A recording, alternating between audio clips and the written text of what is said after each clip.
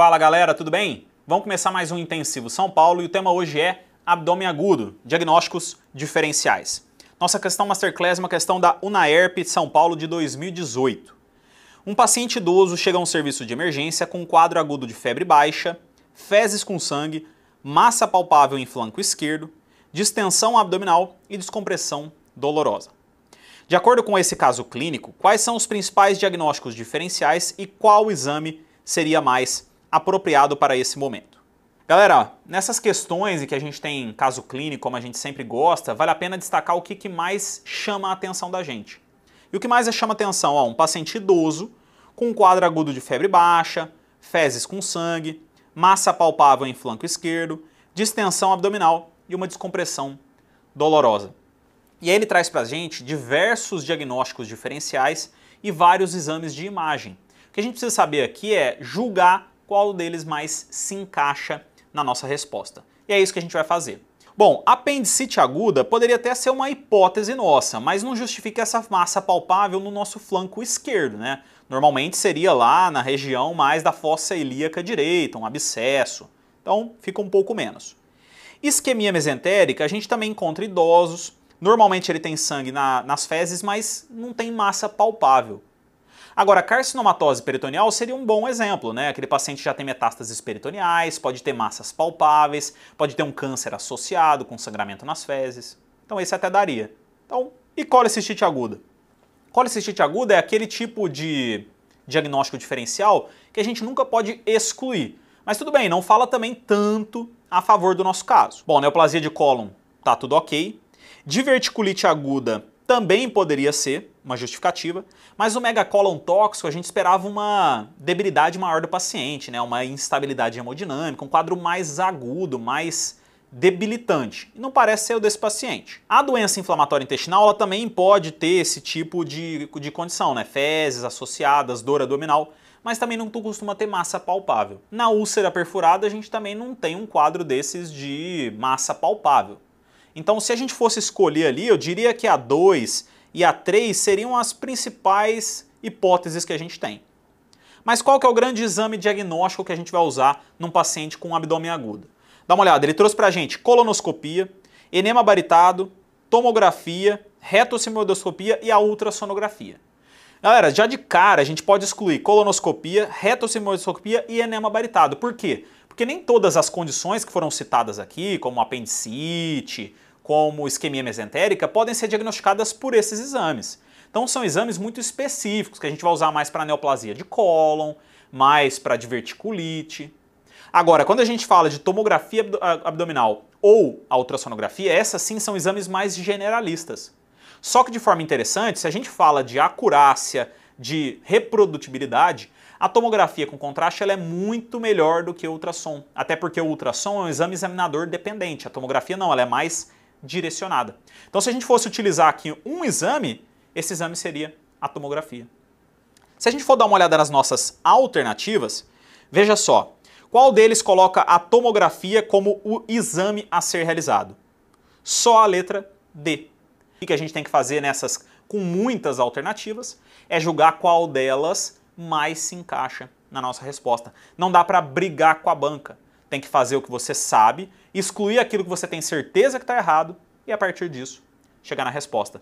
Assim você consegue, além de economizar tempo, acertar questões que muita gente erra porque acabou ali se confundindo. Para você ter uma ideia, na nossa plataforma, quase metade das pessoas errou essa questão, que não é considerada uma questão tão difícil assim. Então precisa de atenção. E qual que é o grande CCQ que a gente consegue tirar daqui? Tipos de abdômen agudo e principais sinais semiológicos. Galera, algumas provas como a USP, Ribeirão, como a FAMERP, como o SUS São Paulo, adoram cobrar de vocês o conhecimento do abdômen agudo, para diferenciar os quadros inflamatórios, obstrutivos, perfurativos, vasculares. Só esse diagnóstico diferencial entre os principais tipos de abdômen agudo já vai trazer para vocês resposta para a grande maioria das questões.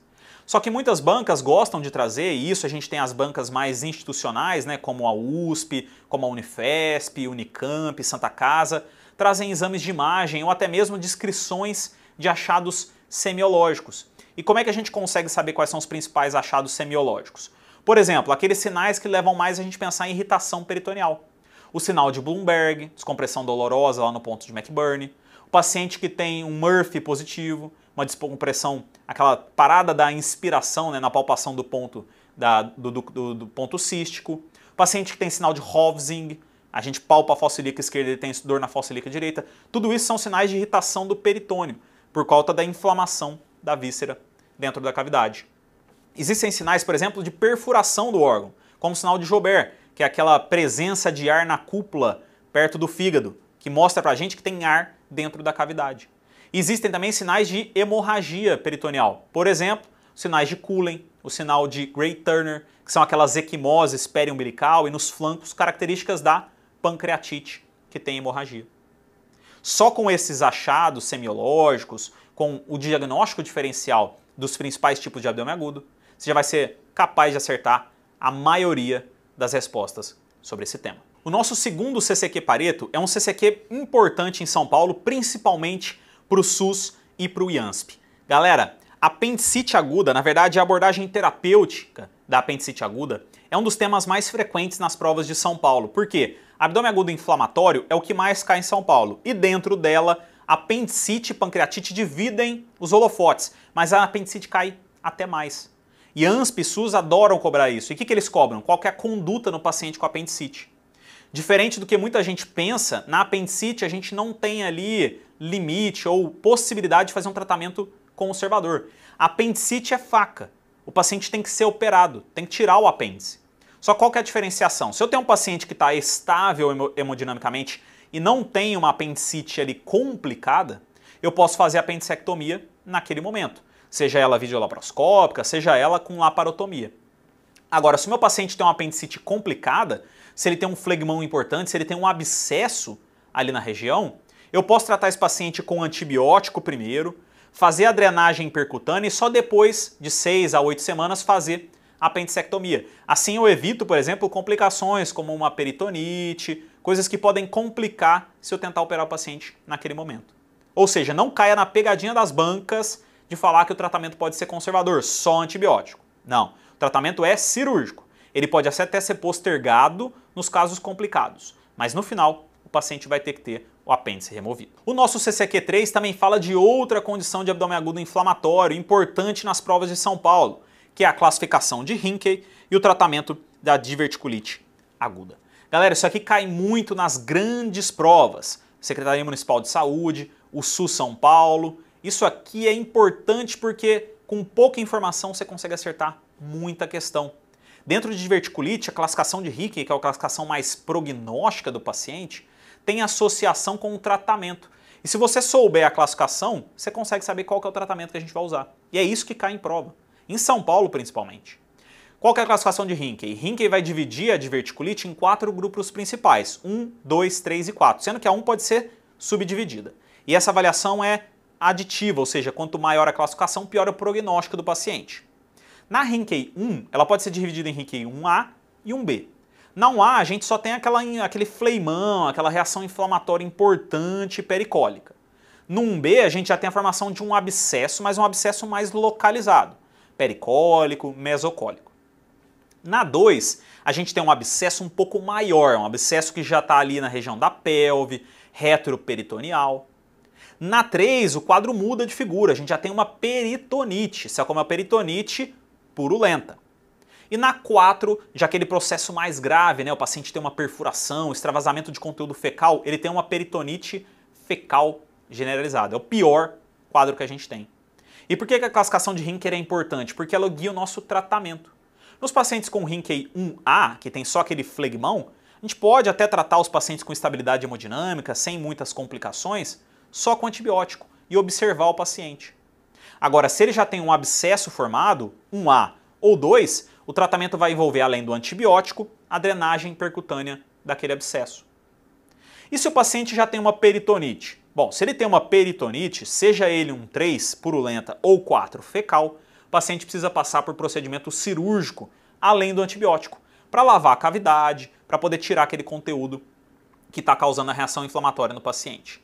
De forma interessante, os tipo 4, Hinckley 4, que é peritonite fecal, muitas vezes pode estar associada com isquemia, com alterações de alça, perfuração. Portanto, nesses pacientes pode ser necessária uma colectomia parcial, uma cirurgia de Hartmann, né, para desviar o trânsito do paciente e evitar que ele venha a morrer por conta da peritonite. Se você souber a classificação de Rinke e o tratamento mediante a ela, você vai conseguir acertar praticamente qualquer questão sobre diverticulite na sua prova. Para terminar, mais um tópico de abdômen agudo inflamatório. Tá vendo como cai abdômen agudo inflamatório em São Paulo?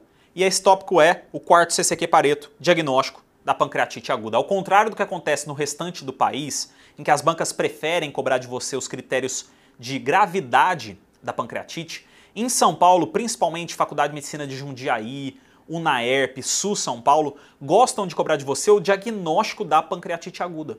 E a banca vai trazer, na maior parte das vezes, um quadro mais clássico, né? O paciente com uma dor aguda, mais em barra, no andar superior, irradiando para a região do dorso, paciente com náuseas, com vômito associado. É um quadro clínico que já te direciona para a pancreatite.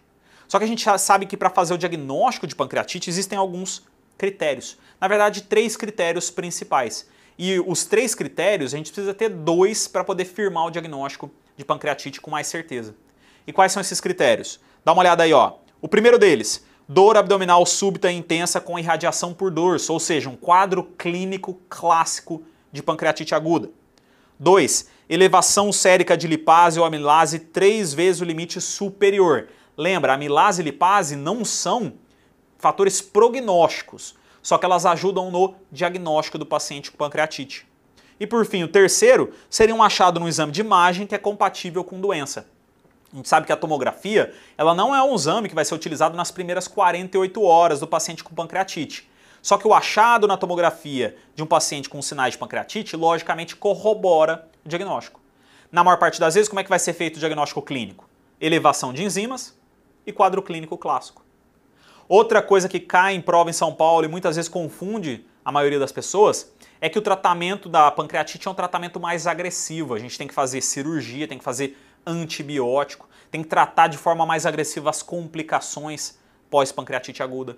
E não é assim. A gente sabe que a maioria dos quadros de pancreatite é leve, é moderada e na maior parte das vezes o paciente precisa só de analgesia, hidratação parcimoniosa e repouso intestinal.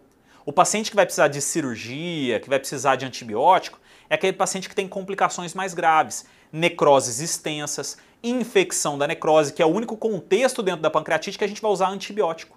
E galera, as provas adoram cobrar esse conceito de vocês em São Paulo, que tem que usar antibiótico na pancreatite. A gente só usa antibiótico no paciente que tem de forma terapêutica, no paciente que tem uma necrose infectada. Lembrando que, por exemplo, os pseudocistos, as coleções pancreáticas vão ser, na maior parte das vezes, observadas. Não é necessário nenhuma intervenção na maior parte dos pacientes. Beleza? Era isso que a gente tinha para falar sobre abdômen agudo aqui em São Paulo. Se você souber diferenciar os principais tipos de abdômen agudo e principalmente as principais condições que cursam com o abdômen agudo inflamatório, apendicite, pancreatite e diverticulite, você vai ter informação suficiente para acertar praticamente qualquer questão de prova. Beleza? Um abraço e até mais.